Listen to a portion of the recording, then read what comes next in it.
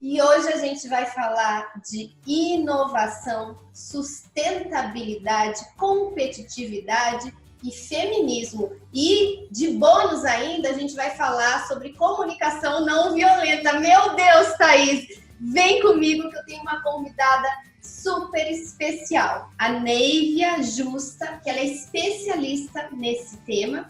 Ela hoje é Top Voice do LinkedIn. Ela também é uma das 4 convidadas que escrevem semanalmente para um boletim do LinkedIn. E hoje ela é uma presença muito forte dentro da rede e escreve muito sobre essas questões. Seja bem-vinda, gratidão por você estar aqui, Neive. Eu sei que sua agenda, Dia Internacional das Mulheres é amanhã, sua agenda, todo mundo te quer, né, para falar sobre esse tema. Você tá assim e você arrumou um tempinho para vir falar aqui para nossa audiência um pouquinho sobre esse tema. Então, gratidão.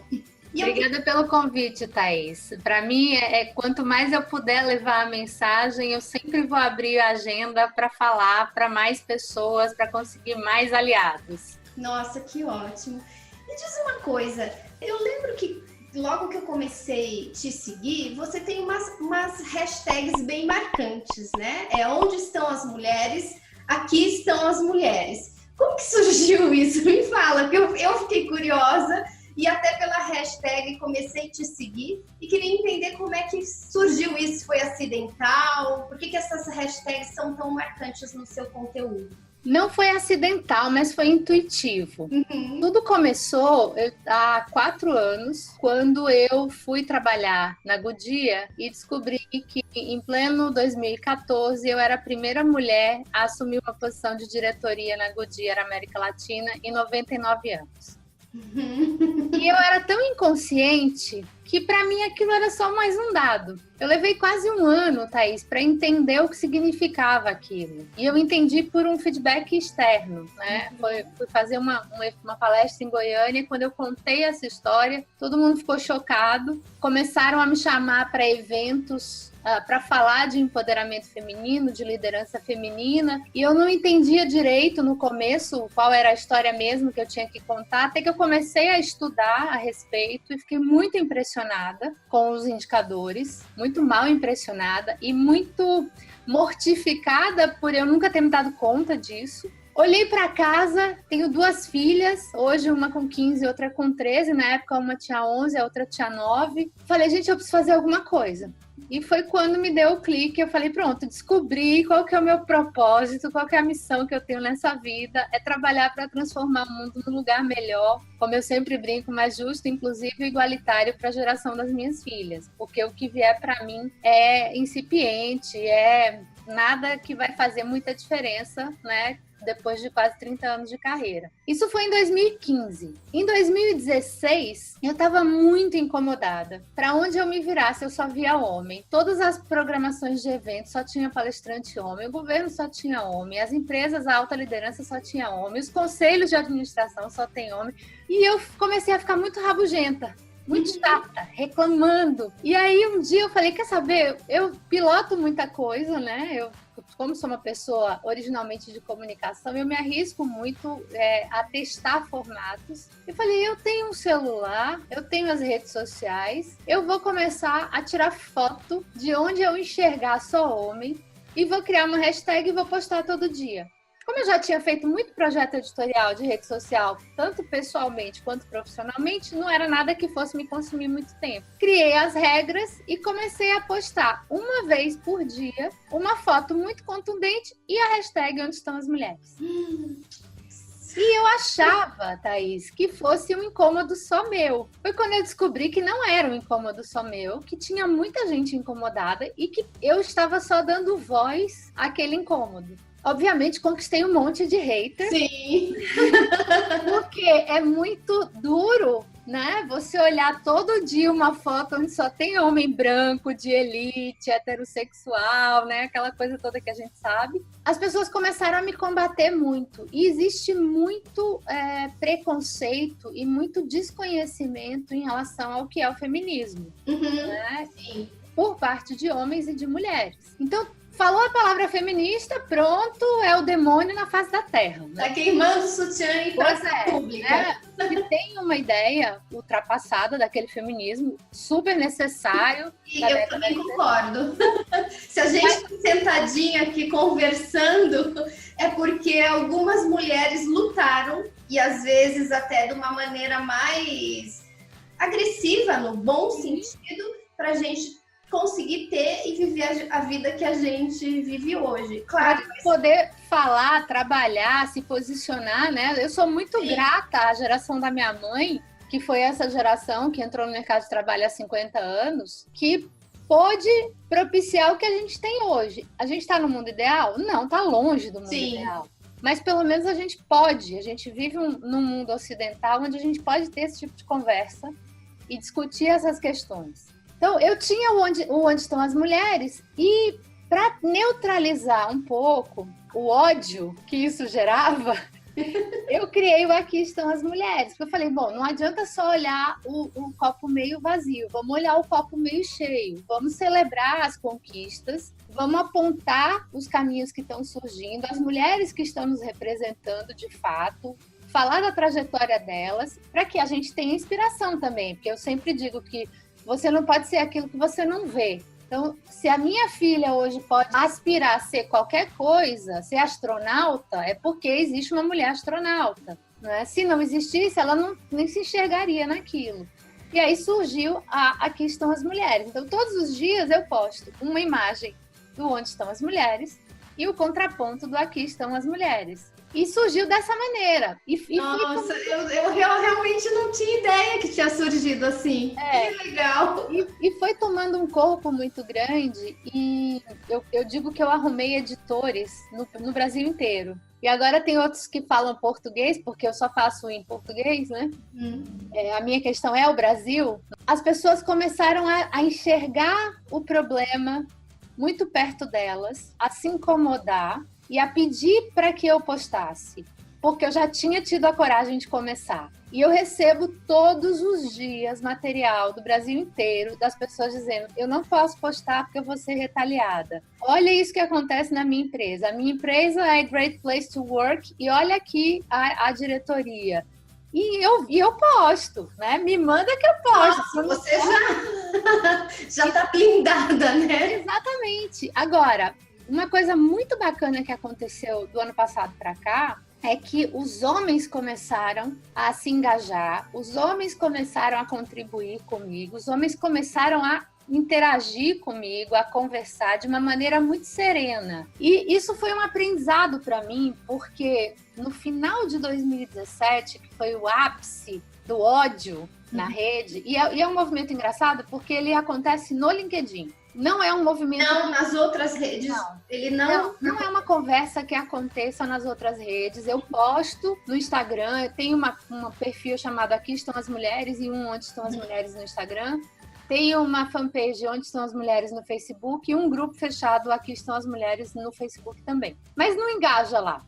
É uma conversa que está muito incipiente, mas já ganhando corpo no ambiente corporativo e muito puxada pelas grandes empresas multinacionais que já falam disso há muito tempo. Mas no final de 2017, estava no ápice, né, de as pessoas me agredirem, gente que nunca tinha me visto na vida, que não sabia quem eu era e que pedia para ser conexão minha só para me agredir. E aquilo foi ficando muito difícil para mim. Foi muito doloroso. Eu quase desisti. Mas como eu não sou de desistir, eu falei, vamos ver como é que eu consigo aprender com isso. E na época eu lembro que eu fiz até umas brincadeiras querendo revidar. Eu falei, não vou construir nada querendo revidar. E aí fui estudar muito sobre comunicação não violenta, porque nesse mesmo ano eu tinha entrado em contato com o conceito de comunicação não violenta e eu não conseguia entender por que existia aquilo, porque eu achava tão absurdo. Quando eu comecei a ser muito agredida, eu entendi para que existia. Sim.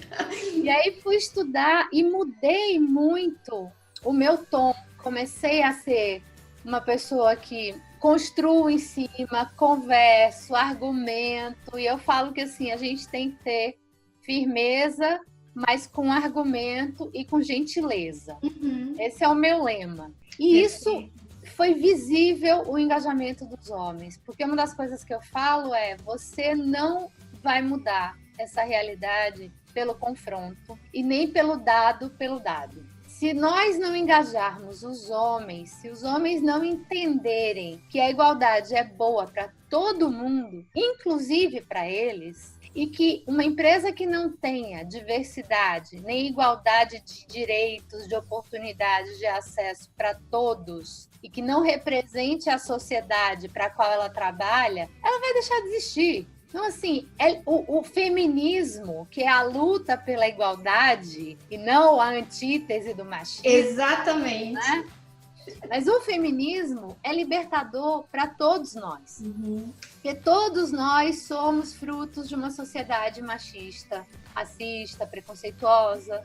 E todos nós somos machistas. A diferença é, quando você traz isso para a consciência, você pode agir. Você pode atuar para mudar. E a mudança tem que começar na gente.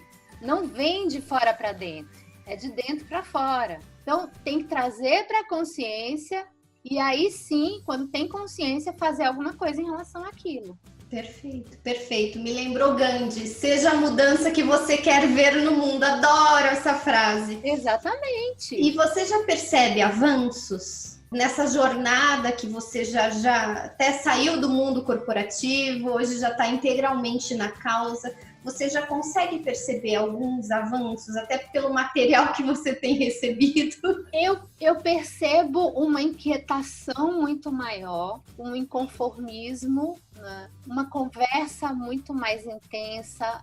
Fico extremamente feliz quando eu vejo homens, líderes dos seus setores, puxando essa conversa. Eu vi essa semana um grande líder da área de tecnologia recomendando um livro da Chimamanda, o Para Educar Crianças Feministas, e ele me confidenciou que ele ficou muito chocado com a reação negativa de homens e mulheres. Aí eu disse, olha, eu já não me espanto, porque eu já estou vivendo isso há uns 4 anos, mas realmente, é o que eu falei, tem muito desconhecimento e muito preconceito. Então, no nível individual, eu vejo uma evolução muito bacana, muito mais engajamento, muito mais interesse em aprender sobre o tema. Mas no nível empresarial, corporativo, eu vejo muito pouco avanço, tá?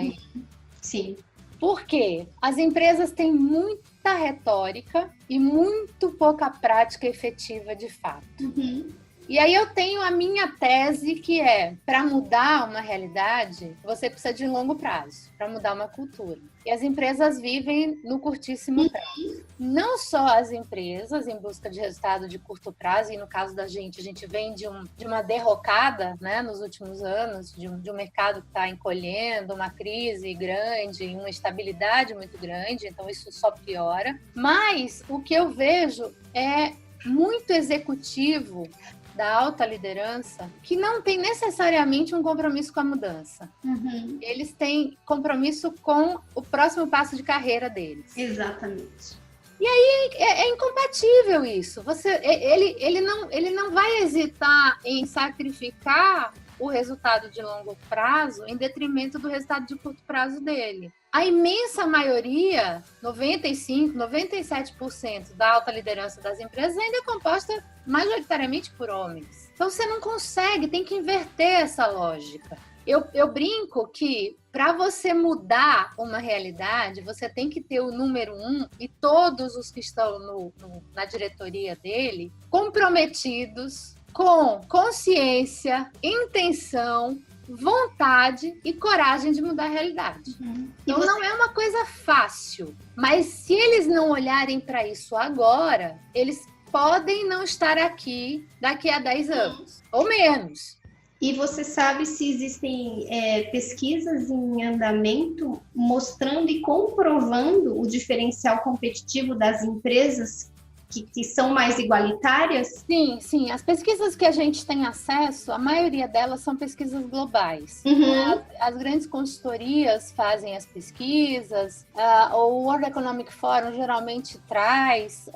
Eu parei de olhar para os indicadores do World Economic Forum, porque quando eu comecei a estudar sobre isso, em 2015, 2014, 2015, a estimativa era que levaria 80 anos para que a gente tivesse condições de igualdade. Aí ela foi piorando. Falei, eu não quero mais saber. Eu congelei nos 80 anos. Tá ótimo. Porque 80 anos eu não vou ver, mas pelo menos as minhas filhas veem o restinho, se for 80 anos. As minhas netas vão poder ver. Não quero saber, o meu lema, só quero saber do que pode dar certo. Então, sim, vamos olhar para o que pode dar certo e vamos atuar no que pode dar certo. Mas existem pesquisas, sim, que mostram que não só a igualdade entre o gênero, mas a igualdade de uma maneira mais abrangente, a diversidade como todo é o que vai gerar inovação nas empresas e, com isso, garantir a sustentabilidade delas.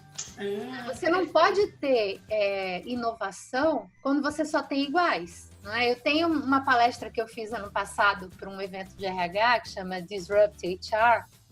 Era uma palestra de 5 minutos que eu tinha que fazer com 20 slides que passavam automaticamente a cada 15 segundos. Foi assim o meu maior desafio, porque é muito, muito mais desafiador do que qualquer TED, né? Sim. E essa palestra eu fiz, chamava Semelhantes e Excludentes. Até publiquei um artigo semana passada que fala exatamente sobre isso, né? Foi baseado no conteúdo que eu produzi para a palestra. Como é que você pode gerar inovação num ambiente onde todas as pessoas têm o mesmo repertório, estudaram nas mesmas escolas, vão para os mesmos lugares, fazem as mesmas viagens, moram nos mesmos bairros, pensam igual, estudam nas mesmas faculdades? É impossível, é uma padronização de pensamento que não gera inovação, nem criatividade nenhuma, né? Olha, quando eu fui trabalhar na GE, a área de comunicação só tinha mulher. E a primeira coisa que eu fiz, as 2 primeiras posições que eu abri, eu coloquei como prioridade que eu queria contratar homem, porque eu precisava ter diversidade de pensamento. Se não era mulher, por mais que tivesse diferença de formação, diferença de idade, eram todas mulheres. Entendi. E trazer 2 homens para o time foi super enriquecedor, porque eles não estavam em minoria, né? Não era só um, eram 2, e eles se posicionavam e questionavam e faziam a gente refletir. É legal porque eles entendem o que é se sentir minoria. Exatamente. Sabe que eu fui num evento ano passado, eu participei de um estudo sobre igualdade racial. E o estudo foi lançado ano passado no auditório do Pão de Açúcar. E quando eu cheguei no auditório do Pão de Açúcar, só tinha negro na plateia e no palco. Eu devia ser uma das 5 pessoas brancas. E eu entendi o que é se sentir minoria. Você fica intimidado, você fala, não tenho nem o direito de abrir a boca aqui, vou ficar quieta no meu canto, espero que ninguém me enxergue. Interessante, né? Devia existir workshops para você se sentir minoria. Uma das coisas que eu faço hoje e que me dá uma alegria enorme são os projetos de diversidade e inclusão para empresas, porque o que eu vejo hoje é que as empresas estão perdidas. Não existe uma estratégia de diversidade e inclusão que faça sentido para o negócio da empresa. O que existe são várias iniciativas isoladas, sem objetivo, sem mensuração, que acaba não construindo nada, que dispersa. Eu estou falando de mulheres, de negros, de PCDs, de LGBTs. Tem alguns temas que nem estão na pauta do dia, por exemplo, como pessoas acima de 60 anos, pessoas gordas. Né? Porque quando eu falo de diversidade e inclusão, aí eu falo, mulher, não tem problema. LGBT, não tem problema. PCD, não, eu compro a cota. Negro, não, a gente está trabalhando nisso. Aí eu falo, acima de 60 anos. Falei gordo. A pessoa trava. Tá bom. Você trataria uma pessoa obesa? Você teria equipamento para uma pessoa obesa? Você trataria com igualdade uma pessoa obesa? Porque vai no âmago do nosso preconceito. Exatamente. Né? A gente que é uma sociedade que preza pela magreza, pela estética, pela beleza, e o belo é o magro, a gente vai e dói. É muito curioso isso. Então, isso é uma das coisas que hoje mais me dá prazer de fazer, é fazer diagnóstico de cultura, conversar com a alta liderança e trabalhar com o time para construir todo o projeto de diversidade e inclusão, de estratégia com a empresa, construir as métricas, fazer toda a implementação, acompanhar a gestão e depois sair, porque as empresas têm que aprender a fazer. Mas tem que começar com a sensibilização. Se você não sensibiliza a liderança, que é semelhante e excludente, ela nunca vai poder sentir, se colocar minimamente no lugar do outro. E eu sempre falo, você não quer fazer um trabalho... Para mim, o melhor caminho é o voluntariado. E as empresas usam muito mal o voluntariado. Elas usam voluntariado como assistencialismo. Exatamente. Ou aquela coisa que eu faço um trabalho, vou pintar um muro de uma escola e vou dormir tranquila e posto uma foto linda e mostro para todo mundo na minha rede como eu sou bom. Então, começar com um trabalho voluntário, você sai da sua bolha e você vai entender a realidade do outro, vai sentir na pele o que ele sente, vai ver qual que é a comunidade que ele está inserido. Isso não tem preço, não tem como você voltar igual depois que você faz isso. Nossa, perfeito. Então, isso é uma das coisas que eu mais tenho, mais tem me feito bem como pessoa e como profissional de fazer hoje. E a outra, que são 2 tipos de mentoria que eu tenho feito, amanhã, inclusive, eu começo mais um mentorado, que alguns executivos, homens, na faixa dos 45 para cima, mas eu tenho um com menos idade hoje, que me procuram e falam, você não quer ser minha mentora de diversidade e inclusão? Nossa! Eu não sabia que existia isso. Não, mas foi criado por eles. Na verdade, eles começaram a me escrever perguntando se eu não queria ser coach de diversidade e inclusão. Eu falei, não quero ser coach de nada. Eu tenho um certo receio dessa palavra coach. Deus e o mundo agora virou coach. Eu não sou coach, não quero ser coach, mas eu posso ser mentora. Uhum. E eu desenvolvi todo um plano de mentoria para homens, que são esses executivos que entenderam ou estão entendendo que se eles não se reinventarem, eles vão ficar para trás e eles já estão sentindo o impacto do que eles falam, de como eles se posicionam, das atitudes que eles têm. Então, precisam desaprender esse comportamento machista, racista, preconceituoso, LGBT-fóbico e aprender novos comportamentos. Então, isso tem sido uma coisa incrível. Nossa, gente, eu tô arrepiada. E é preciso muita coragem para pedir a sua ajuda nesse sentido. Coragem e humildade também.